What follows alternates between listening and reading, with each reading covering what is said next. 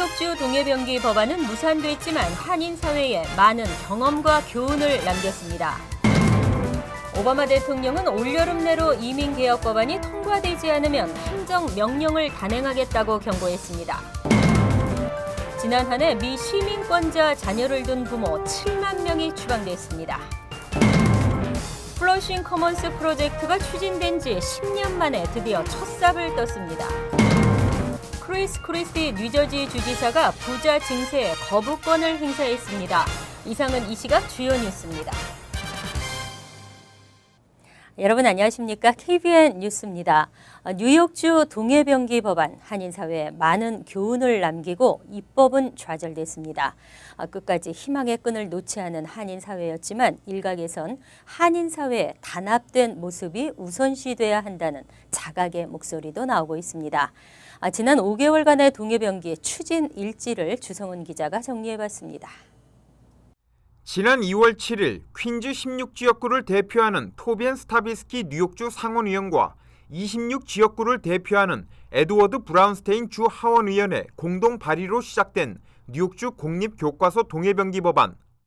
이튿날엔 인근 11지역구를 대표하는 토니 아벨라 주 상원의원이 일본군 강제 위안부 내용까지 포함시키는 또 다른 동해병기 법안을 발의해 이틀 간격으로 뉴욕주 상원엔 2개의 동해병기 법안이 소개됩니다.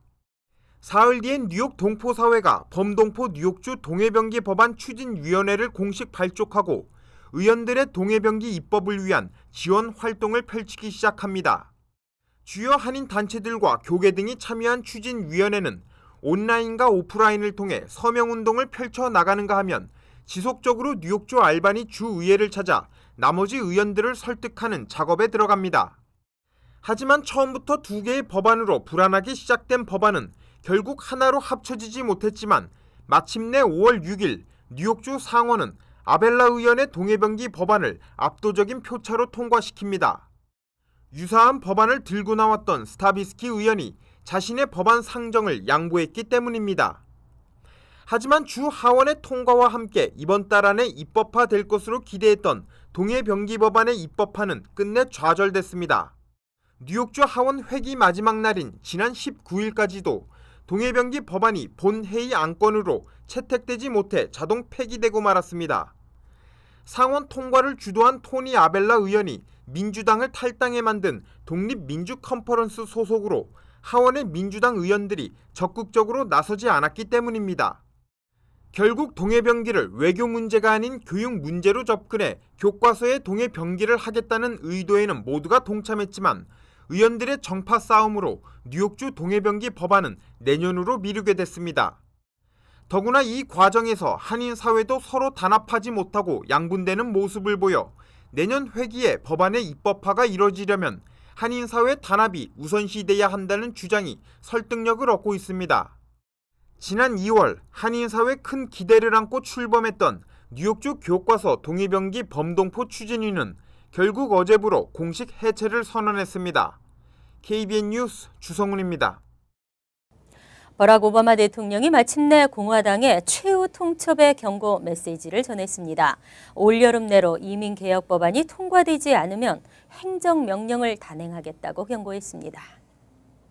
오바마 대통령은 어제 백악관에서 가진 기자회견에서 의회가 올 여름 내로 이민개혁 법안을 통과시키지 않을 경우 행정명령을 발동할 것이라고 밝혔습니다.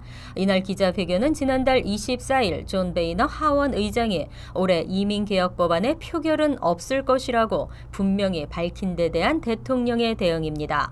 오바마 대통령은 연방 상원에서 통과된 포괄적 이민개혁 법안에 하원 공화당은 아무것도 하지 않았다며 이는 경제와 나라의 미래를 위해 매우 해로운 것이라고 공세를 펼쳤습니다. 그는 이어 하원 공화당 지도부가 티파티에 맞설 의지가 없다고 비난하며 의회가 본분을 다하지 않는다 해도 최소한 행정부는 역할을 할 수 있다고 말했습니다. 또 하원 공화당이 행정명령을 발동하는 것을 원하지 않는다며 있다면 법안을 통과시켜 문제를 해결하면 된다고 덧붙였습니다. 이날 기자회견에서 오바마 대통령은 행정명령의 구체적인 내용을 언급하지는 않았습니다. 하지만 이민 단속의 중점을 내부 이민자 단속에서 국경 밀입국 차단을 강화하는 쪽으로 옮기도록 지시할 가능성이 높은 것으로 관측됐습니다. 이와 더불어 이미 각 행정부처에 의회의 동의 없이 시행할 수 있는 조치의 범위들을 제시하도록 지시를 내린 것으로 알려졌습니다. 지난 한 해 추방된 이민자 37만 명, 그들 중 7만 명은 미 시민권자 자녀를 둔 부모였습니다. 부모가 추방되고 홀로 남겨져 고통받는 미 시민권자 자녀는 이민사회의 또 다른 문제로 떠오르고 있습니다. 지난해 시민권자 자녀를 둔 이민자 부모의 추방 건수가 72,410건에 이른 것으로 확인됐습니다. 이민세관 단속국이 최근 연방 상원 세출위원회와 법사위원회에 제출한 연례 보고서를 보면 대부분이 이민세관 단속국의 우선 추방 대상이라고만 했을 뿐 구체적인 범죄 전과 내용은 분류하지 않았습니다. 이들의 약 1,700명은 형사 범죄 전과가 전혀 없었던 것으로 드러났습니다. 이번 보고서에 나타난 숫자는 실제보다 훨씬 축소된 것이라는 것이 이민자 단체 등의 분석입니다. 상당수 부모들은 장기적으로 자녀들과 생리별할 것을 우려해 미국 출생 자녀의 존재를 숨겼을 가능성이 크다는 것입니다. 실제로 비영리기관 휴먼 임팩트 파트너스는 지난해 보고서를 통해 2011에서 2012 회계년도에만 15만 2,426명의 시민권자 자녀를 둔 이민자 부모들이 추방됐다고 보고한 바 있습니다. 또 인종과 이민 문제 전문 온라인 매거진 컬러 라인스도 2010년 7월부터 2012년 9월까지 9분기 동안 시민권자 자녀를 둔 불체자 추방이 총 20만 4,810건이라고 공개했습니다. 부모가 추방된 미 시민권자 자녀들과 드리머들은 조속한 이민 개혁을 촉구하고 있습니다. 추방류의 정책을 적어도 시민권자 자녀를 둔 부모들로 확대해 줄 것을 요구하고 있습니다. 플러싱 커먼스 프로젝트가 추진된 지 10년 만에 드디어 어제 첫 삽을 떴습니다. 착공식을 갖고 본격적인 공사에 들어간 플러싱 커먼스 프로젝트는 지역 경제 활성화에 기여할 것으로 기대되고 있습니다. 어제 플러싱 커먼스 공사 현장에는 개발사인 F&T 그룹과 록펠러 그룹, 멜린다 게츠 퀸즈 보로장, 피터 쿠 뉴욕시 의원, 그레이스 맹 연방 하원 의원, 그리고 토비 스타비스키 뉴욕주 상원 의원 등 50여 명이 참석해 착공식을 가졌습니다. 이번 프로젝트는 2차에 걸쳐 진행됩니다. 1차 공사는 오는 2017년 완공을 목표로 21만 9천 스퀘어피트의 주거세대 150여 채, 982대 주차 공간을 확보할 예정입니다. 이후 2021년 완료 예정인 2차 공사는 450채의 주거세대와 618대 주차 공간이 추가 확보됩니다. 또한 YMCA와 15,000피트 규모의 커뮤니티 공간이 추가 건설될 예정입니다. 구 의원은 새 공사 계획으로 인근 스몰 비즈니스 업주들의 걱정을 한결 덜게 됐다며 기뻐했습니다. 플러싱 커먼스 프로젝트 공사는 2,600여 개의 건설직과 1,900여 개의 일자리가 창출되고 지역 경제 활성화에도 기여할 것으로 기대되고 있습니다. 하지만 지역사회 일각에서 우려하는 바처럼 한인 상권과 중국 상권에 대한 보상, 기존 상인들에게 우선권을 주는 조치도 필요하다는 지적입니다. 부자 증세라는 방안은 세계적 열풍입니다. 그만큼 소득 불균형이 심화되고 있다는 이야기인데요. 하지만 역풍도 만만치 않고 실제 효과에도 의문이 제기되고 있습니다. 크리스티 뉴저지 주지사가 부자 증세 거부권을 행사하고 새 예산안에 서명했습니다. 어제 크리스티 뉴저지 주지사가 325억 달러에 달하는 새 예산안에 서명했습니다. 2013에서 14 회계년도 예산에 비해 1.2% 줄어든 규모입니다. 하지만 지난달 26일 주의회에서 승인된 뉴저지주 예산안에서 부자들에 대한 증세에는 거부권을 행사했습니다. 주의회를 장악하고 있는 민주당이 내세운 100만 달러 이상 소득자 증세 등에 대해 일부 거부권을 행사한 것입니다. 그는 공식 공식 석상에서 세금 인상이 포함된 예산안은 어떠한 경우라도 거부할 것이라고 천명한 바 있습니다. 크리스티 주지사는 이미 많은 세금을 부담하고 있는 주민들과 자영업자들의 세금을 더 올리는 것은 바람직하지 않다며 부자 증세 거부 이유를 밝혔습니다. 크리스티 주지사는 부자 증세 대신 현재 주정부에 약 17억 달러에 달하는 부채를 해결하기 위해 공무원 연금 지급액 삭감을 주의회에 제안했습니다. 이날 크리스티 주지사가 선택적 거부권을 행사함에 따라 일단 주지사의 뜻대로 새 예산안이 통과됐습니다. 교육 환경이 좀처럼 개선되지 않고 있습니다. 특히 과밀학급에 대한 불만은 해소되지 않고 있습니다. 콩나물시루 교실에서 공부하는 뉴욕시 공립학교 학생들이 오히려 늘어났습니다. 4분의 1이 넘는 뉴욕시 공립학교 학생들이 콩나물 교실에서 수업하고 있습니다. 최근 뉴욕시 교육국이 발표한 자료에 따르면 올해 학급당 학생 수가 30명 이상인 교실에서 공부하고 있는 학생들은 총 33만 6,449명으로 지난해보다 8,273명이 증가했습니다. 특히 유치원부터 3학년까지는 더 심각한 것으로 드러났습니다. 30명 이상 학급에서 공부하는 학생은 42,068명으로 전년 대비 14%나 늘었습니다. 뉴욕 포스트는 빌 드 블라지오 뉴욕시장이 임기 초 교육 환경 개선을 약속하며 학급당 학생 수를 20명 이하로 줄이겠다고 한 것과 전혀 다른 현상이 나타나고 있다고 지적했습니다. 또 이처럼 특정 학년의 콩나물 시루 교실 현상이 두드러지게 나타나는 것은 드 블라지오 시장이 시 교육 예산을 프리킨더가든과 방과후 프로그램에 지나치게 많이 배정하고 있기 때문이라고 꼬집었습니다. 한편 교원 연합이 규정한 학급당 학생 수 기준은 초등학교가 32명, 중학교 33명, 고등학교 34명 등입니다.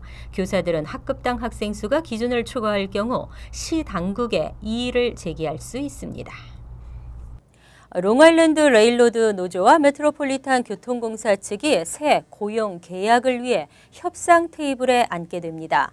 하지만 협상이 결렬되면 오는 20일부터 파업에 돌입할 것으로 보입니다. 시민들은 또 교통 대란에 시달려야 합니다. 월스트리트저널 등의 최근 보도에 따르면 롱아일랜드 레일로드 노조는 메트로폴리탄 교통공사 측과 새 고용 계약에 합의하지 못할 경우 파업이 불가피하다는 입장을 밝히고 있습니다.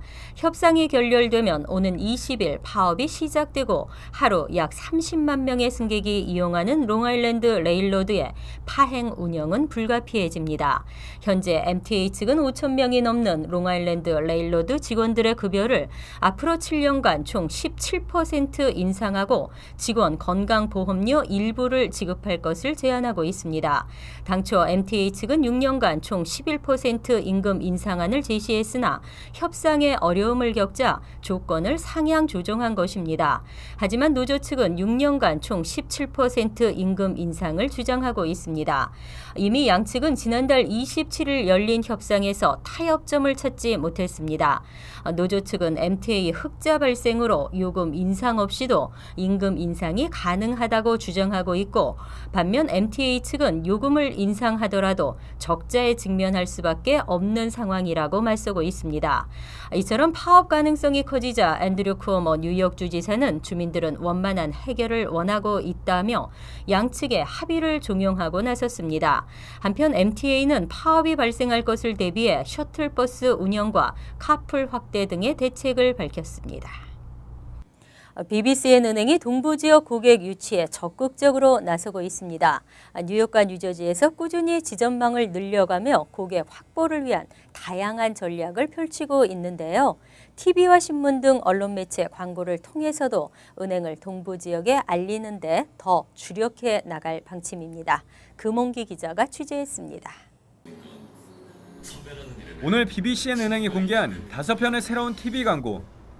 새롭게 선보이는 이번 광고는 당신의 가능성을 키워주는 것은 무엇일까요? 라는 주제로 고객들의 생활 속 감동적인 이야기를 담아냈습니다. 은행은 이번 광고를 통해 고객의 생활 속 한 장면을 파고들어 서로의 공감대를 형성하는 것은 물론 은행을 알리는 데도 큰 효과를 볼 것으로 기대하고 있습니다. 이번 광고는 오는 7일부터 방송될 예정입니다. 저희가 꼭 비즈니스 상품과 서비스가 아니라 그다음에 이제 컨슈머 프로덕트나 서비스를 저희가 좀 더 이제 많이 소개시켜드리고 저희가 더 고객님들의 많은 생활 부분까지 저희가 했으면 하는 바람에서 저희가 이걸 만들었는데요.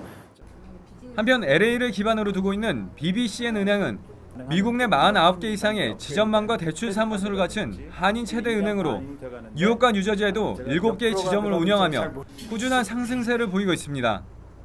현재 BBCN은 총 67억 달러 이상의 자산과 50억 달러 상당의 예금보를 보유하고 있으며 동부 지역과 남부 지역의 영업망을 더 확충해 나갈 계획입니다. KBN 뉴스 금원기입니다. 이상으로 KBN 뉴스를 마칩니다. KBN과 함께 즐거운 저녁 되시기 바랍니다.